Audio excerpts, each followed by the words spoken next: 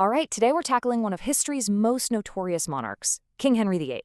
Now, he's known for his epic reign, sure, his huge break with the Catholic Church, but let's be honest, he's really famous for his wives. You know, the image we all have of Henry is this bloated, tyrannical king who had a really nasty habit of getting rid of his wives. But here's the crazy part. He didn't start out that way. Not even close. He was once this charismatic, beloved prince, a true Renaissance man. So the question is, what on earth happened to him? Well, for starters, Henry was never actually supposed to be king. He was the spare. See, his older brother, Arthur, he was the golden child, the one being groomed for the throne. But just a few months after marrying the Spanish princess Catherine of Aragon, Arthur suddenly died.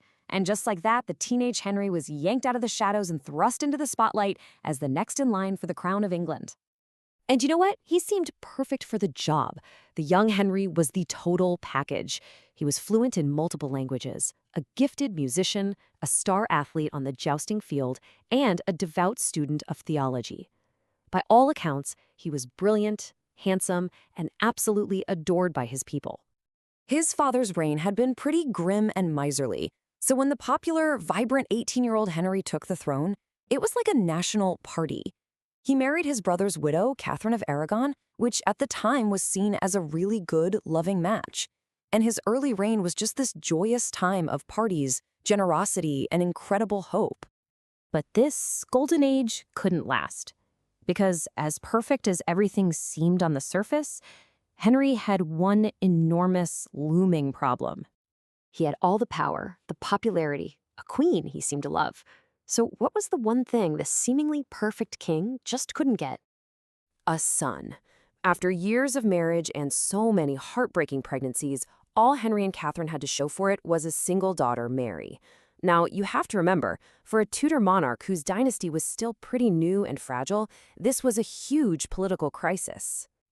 Meanwhile, as his frustration and anxiety grew, Henry's eyes started to wander, and he became completely, utterly infatuated with one of his wife's ladies-in-waiting, the witty, intelligent, and fiercely ambitious Anne Boleyn. Now, Henry had plenty of mistresses, but Anne was different. She had absolutely no interest in being some temporary fling. She actually refused his advances, holding out for the ultimate prize, the crown itself. And of course, this just drove Henry wild and fueled his obsession, pushing him to find a way, any way, to get rid of his wife and make Anne his queen. And this very personal, very intense obsession, it was about to trigger one of the most monumental shifts in the history of England. So, Henry went to the Pope asking for an annulment. His argument was that his marriage to Catherine was invalid in God's eyes, pointing to a Bible verse that forbids marrying your brother's widow. But the Pope had a huge problem of his own. He was basically a political prisoner of Catherine's very powerful nephew, Charles V, who was definitely not going to let his aunt get thrown aside. So the Pope stalled for years before finally the answer was no. Spurred on by his advisors and his own desperation for Anne, Henry had this radical thought. Wait a minute. I'm the sovereign king of England. Why am I asking some foreign bishop for permission to run my own country? So he did something absolutely revolutionary. He broke England away from the authority of the Roman Catholic Church, created his own church, the Church of England, and made himself the supreme head. Just like that. Problem solved. But right in the middle of all this political turmoil, a physical disaster struck. A terrible jousting accident left Henry with a painful leg wound that would never heal, festering for the rest of his life. It completely ended his athletic career, and a lot of historians believe that the constant agony and maybe even brain damage from the fall is what truly tipped him over the edge, accelerating his descent into a paranoid, unpredictable tyrant. So Henry had torn his country from Rome. He'd finally married Anne Boleyn. But if he thought his marital troubles were over, oh, was he mistaken? They were just getting started. The next decade of his life reads like a brutal, horrifying rhyme. It became this revolving door of queens where the exit was, well, rarely a happy one. I mean, each marriage tells a story of his growing cruelty. Anne Boleyn failed to give him a son, so she was executed on completely trumped-up charges. Jane Seymour finally gave him his precious heir, Edward, but then died from complications of childbirth.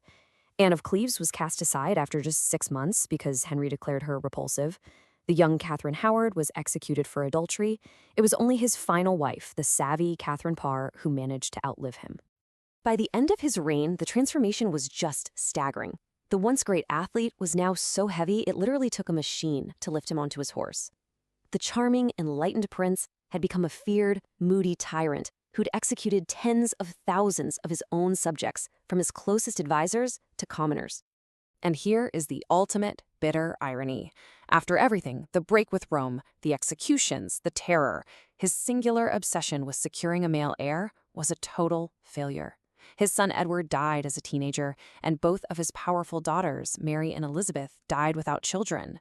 The Tudor dynasty he fought so brutally to secure died just one generation later. Think about it. He never conquered France like he dreamed, his lineage died out almost immediately, and he became a cruel, monstrous tyrant. So why, after all these centuries, are we still so completely fascinated with him? I mean, sure, his reign did achieve monumental things. The creation of the Church of England changed Western history forever. But what makes him an icon, what makes him unforgettable, is the high-stakes, unbelievable drama of his personal life. He remains this chilling reminder of how one person's obsession, insecurity, and pain can literally reshape a nation. And it leaves us with this fascinating question. Was Henry a monster who just happened to be a king? Or was it the crushing power of the crown that created the monster in the first place?